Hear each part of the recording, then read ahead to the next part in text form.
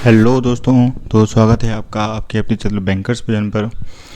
आज एक बहुत बड़ा अपडेट आया है जो आपकी सोसाइटी मैनेजर का जो आपका एग्ज़ाम होना था, तो उस पर आज एक हाई कोर्ट का ऑर्डर आया है जो कि लाजमी है कि एमपी गवर्नमेंट में जब भी कोई भर्ती निकलती है तो ये लोग कोई ना कोई लोचा करके बैठ जाते हैं उसमें पहले से, जिससे कि वो भर्ती में पूरा होने में टाइम लगे, चुनाव में उनको फ़ायदा मिले, वोट बैंक बढ़े, इनका जो तैयारी करने वाले लोग हैं वो होल्ड पे बने रहें इस आशा में कि चलो बीजेपी गवर्नमेंट फिर से आएगी तो ये चीज़ें क्लियर करेगी। तो ऐसा ही आज एक जबलपुर हाई कोर्ट का ऑर्डर आया है, अभी ये शाम को आया है, तो मैंने सोचा आपको अपडेट दे दूं। आपके लिए थोड़ा नेगेटिव ही है लेकिन आपको देना ज़रूरी था, क्योंकि ये हर बार का इनका नाटक हो गया कि कोई भी भर्ती निकालते हैं तो उसको पहले कोर्ट में ले जाना इनको ज़रूरी रहता है।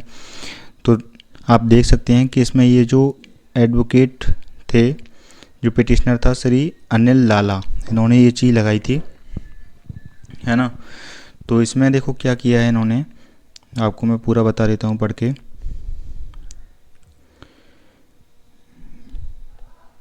ये देखिए, इसमें ये था, council for the petition submitted petitioner association महासंघ रिप्रेजेंट असिस्टेंट सोसाइटी मैनेजर, ये assistant society manager which is feeder post of the promotional post of society manager. देखो ये क्या था कि कुछ जो सहायक समिति प्रबंधक हैं जो कि अभी काम कर रहे हैं समितियों में, मैंने आपको पहले भी वीडियो में बताया है कि कुछ सहायक समिति प्रबंधक हैं, मतलब सेल्समैन बोलते हैं इनको, जो दुकानें चलाते हैं पीटीएस की या और जो काम करते हैं सोसाइटियों का, वो लोग हैं जो काम करते हैं। तो क्या था कि 40% भर्ती तो आपकी 40% होनी थी, वो डायरेक्ट होनी थी, ठीक है, और 60% जो ये असिस्टेंट समिति प्रबंधक हैं, असिस्टेंट सोसाइटी मैनेजर हैं, उनको प्रमोट करके उनमें से भर्ती होनी थी 60%।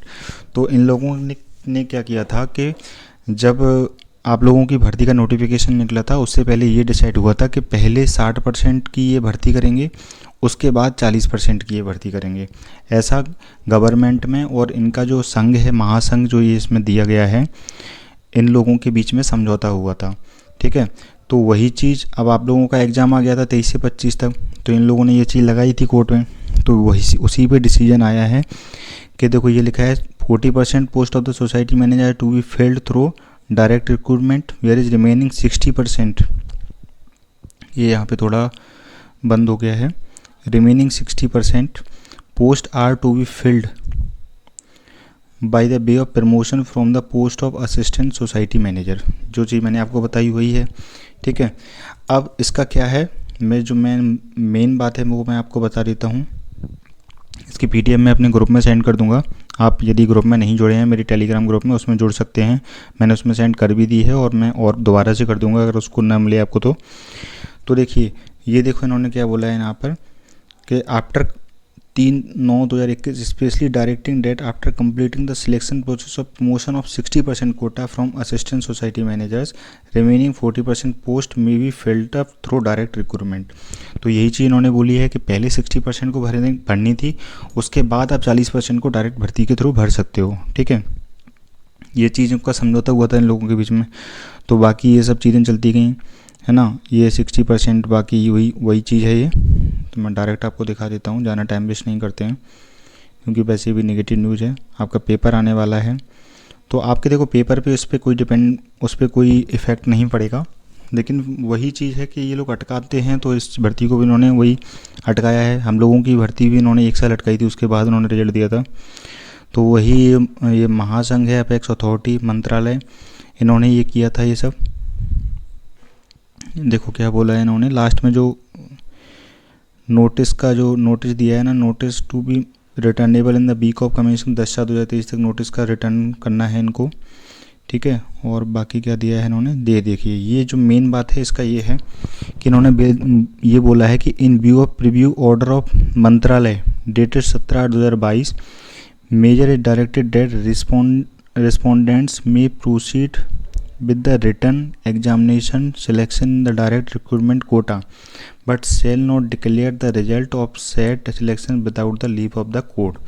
देखो इन्होंने क्या बोला है कि आपको एग्ज़ाम कराना है आप करा लीजिए, ठीक है, एग्ज़ाम पे कोई दिक्कत नहीं है, एग्ज़ाम आप करा सकते हैं, लेकिन जब उसका रिजल्ट दोगे आप, तो रिजल्ट जब तक आप कोर्ट आपसे नहीं बोलेगा, कोर्ट से आप लीव नहीं ले लोगे, परमिशन नहीं ले लोगे रिजल्ट की, तब तक आप रिजल्ट घोषित नहीं कर सकते हो। तो वही बात है। देखो मैं आपको बता दूं कि जब हमारी भर्ती हुई थी ना, तब भी इन्होंने क्या किया था कि 2016-17 में हमारा एग्ज़ाम हुआ था, 2016-17 में।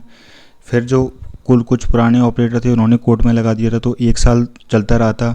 बीच में हमारी भर्ती इन्होंने कैंसिल कर दी थी।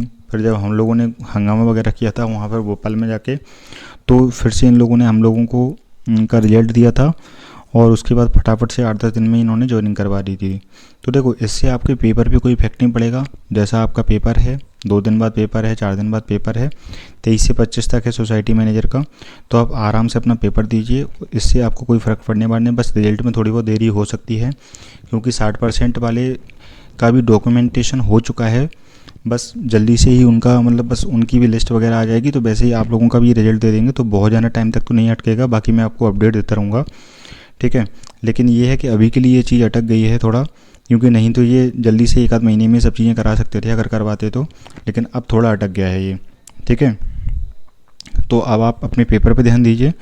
ये जो ऑर्डर है वो ये चीज़ें एमपी गवर्नमेंट है, ये इनका काम है, वो ये करती रहेगी। अभी हो सकता है ओबीसी कोटा पे कुछ गड़बड़ कर दे ये, तो अपनी पढ़ाई पे ध्यान दीजिए। बस बाकी जो अपडेट थी वो जो मुझे आपको देनी थी वो मैंने दे चुका हूँ। Thank you. और यदि आपको चीज़ें ऑथेंटिक लग रही हो तो चैनल को लाइक एंड सब्सक्राइब जरूर कर दीजिएगा, और अपनी तैयारी पे ध्यान दीजिए। Thank you.